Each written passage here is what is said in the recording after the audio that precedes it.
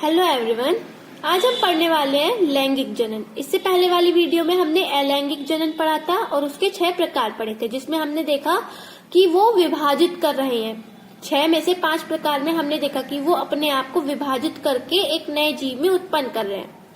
लेकिन लैंगिक जनन में क्या है, वो अपने आप को विभाजित नहीं करते हैं, जोड़कर एक नया जीव उत्पन्न करते हैं। इसके हमने 2 चीज पढ़ेंगे, पुष्पी पौधों में जनन और दूसरा हमारा मानव में जनन। सबसे पहले हम पढ़ेंगे पुष्पी पौधों में जनन। इसमें पुष्पी पौधे जो होते हैं वो हमारे 2 प्रकार के होते हैं। चलो देखते हैं। पहला है उभयलिंगी पुष्प, दूसरा है एकलिंगी पुष्प। जो हमारा उभयलिंगी पुष्प है उसमें देखिए, इन पुष्पों में नर तथा मादा दोनों एक में ही पाए जाते हैं। जैसे हमारा फूल है, पुष्प है, उसके अंदर हमें नर और मादा दोनों एक ही फूल के अंदर मिल जाते हैं। लेकिन एक लिंगी पुष्प में ऐसा नहीं होता। इसमें क्या होता है, नर अलग पुष्प में मिलेगा और मादा अलग पुष्प में मिलेगी।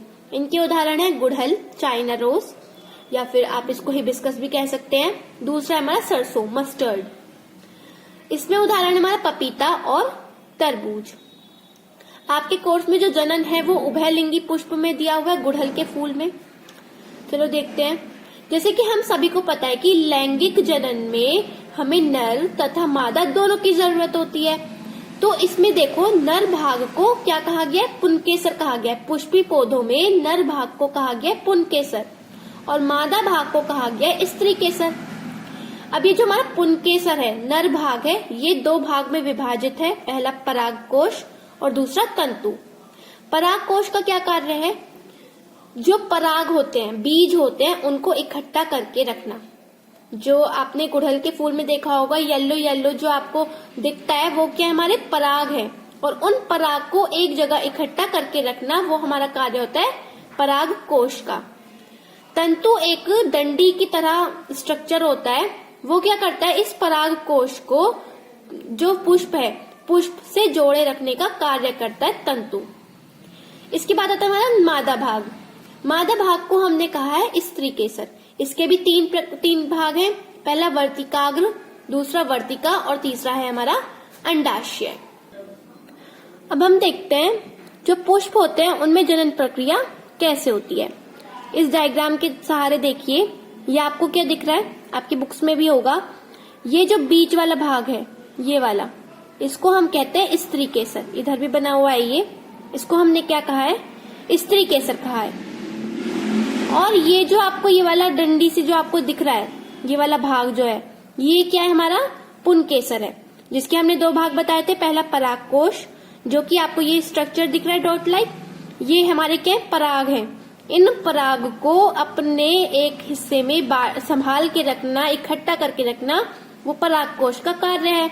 और इस परागकोश को इस फूल के साथ, इस पुष्प के साथ जोड़े रखना इस तंतु का कार्य है। अब इधर देखिए, ये पुष्प है, ये पुष्प का ये हिस्सा है। इससे क्या है, जो हमारा स्त्रीकेसर है, स्त्रीकेसर से क्या निकल रहे हैं, हमारे पुंकेसर निकल रहे हैं। 2 पुंकेसर निकल रहे हैं। और इन पुंकेसर में देखिए, यहाँ पे ये वाला जो हिस्सा है, ये क्या है, हमारा परागकोश है। और क्या कर रहा है, ये पराग को इकट्ठा करके रख रहा है। इसके बाद ये जो परागकोश है, ये इस फूल के साथ, इस पुष्प के साथ कैसे लगा हुआ है, ये लगा हुआ है तंतु के सहारे। जहां से ये हमारी क्या है, इसकी फूल की हमें आपको ये कलियां दिख रही हैं। ये जो पुष्प है, ये एक नीचे डंडी से हमारा बंधा होता है और ये क्या होती है, इसकी पत्तियां होती हैं, जिसको हम इसको क्या कहते हैं, सेपल्स और पेटल्स। ये जो आपको दिख रहा है, ये स्त्रीकेसर, ये वाला भाग जैसे यहाँ पे बना हुआ है, स्त्रीकेसर के बिल्कुल बीचों बीच होता है हमारा अंडाशय। ये अंडाशय से एक नली निकल रही होती है, उसको क्या कहते हैं, पराग नली।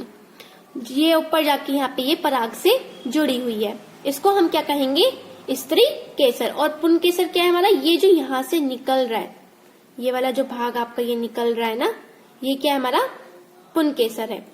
अब ऐसा क्या हो रहा है कि जो स्त्रीकेसर और परागकेसर, ये पुंकेसर में ऐसा क्या हो रहा है जिसकी वजह से एक नया पुष्प उत्पन्न हो रहा है। तो वो देखिए, ये आपका तंतु हो गया जिससे हमारा परागकोश जुड़ा हुआ है। इस परागकोश में क्या है, बहुत सारे पराग हैं। जब ये पराग एक समय के बाद, जैसे अगर मान लो बहुत तेज हवा आई तो ये जो पराग हैं ये क्या करेंगे, यहाँ से उड़ जाएंगे। उड़ने के बाद कुछ पराग इधर उधर हवा में उड़ जाएंगे और कुछ पराग क्या करेंगे, यहाँ आकर बैठ जाएंगे पुष्प के इस भाग में। इस भाग में जब यहाँ पे आके आपके बैठ जाएंगे पराग, तो क्या होगा, इस पराग नली के सहारे कहाँ आ जाएंगे, हमारे अंडाशय में। पराग कोश के पराग कुछ समय बाद तेज हवा के सहारे या इंसेक्ट्स जो हमारे कीड़े मकोड़े होते हैं या जैसे ये बीज होती हैं, वो क्या करेंगी, इन पराग को लेंगी और आके यहाँ पे बैठ जाएंगी या हवा से यहाँ आ जाएंगे। उसके बाद यहाँ पर आने के बाद जो हमारे पराग हैं वो क्या करेंगे, इस पराग नली से, ये एक ट्यूब लाइक स्ट्रक्चर होता है, इस पराग नली से कहाँ आ जाएंगे, पुष्प के स्त्री केसर के इस भाग में, अंडाशय में।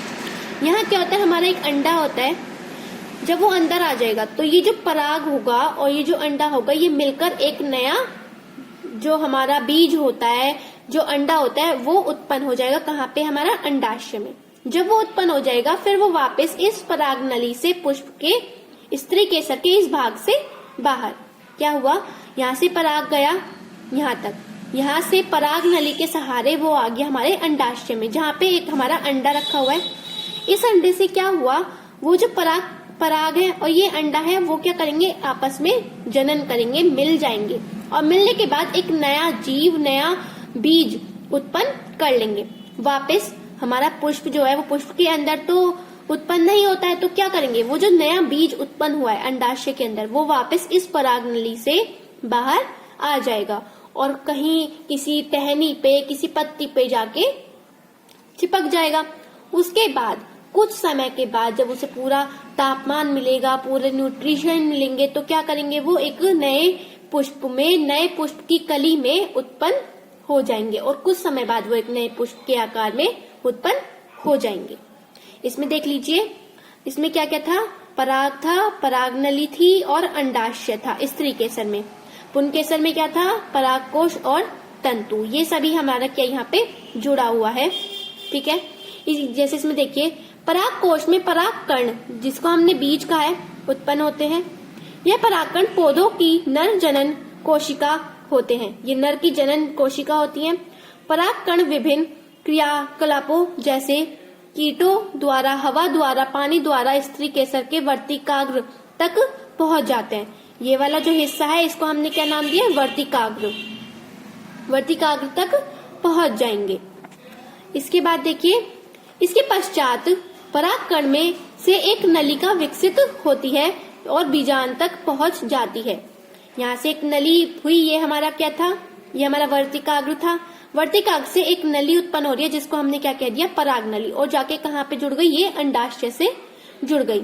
अंडाशय के अंदर नर व मादा युग्मक का निषेचन होता है। जो हमारा पराग था और अंडाशय के अंदर जो अंडा था उनका क्या होगा, निषेचन होगा, मतलब वो मिलकर एक नया जीव उत्पन्न करेंगे। युग्मक का विभाजन होकर भ्रूण का निर्माण होता है और एक कठोर आवरण विकसित होता है। जब ये पूरा मिल जाएगा तो एक कठोर आवरण, मतलब एक कठोर बीज का निर्माण होता है। अंत में अंडाशय फल में बदल जाता है तथा फूल के बचे भाग झड़ जाते हैं। अब जो इसका कार्य था वो तो हो गया, एक नया हमारा बीज उत्पन्न हुआ, वो वापस जाके बाहर निकल के चला गया। तो अब इसका क्या होगा, ये जो है हमारे जितनी भी चीजें थी ये हमारा क्या होगा, मुरझाकर ये गिर जाएगा।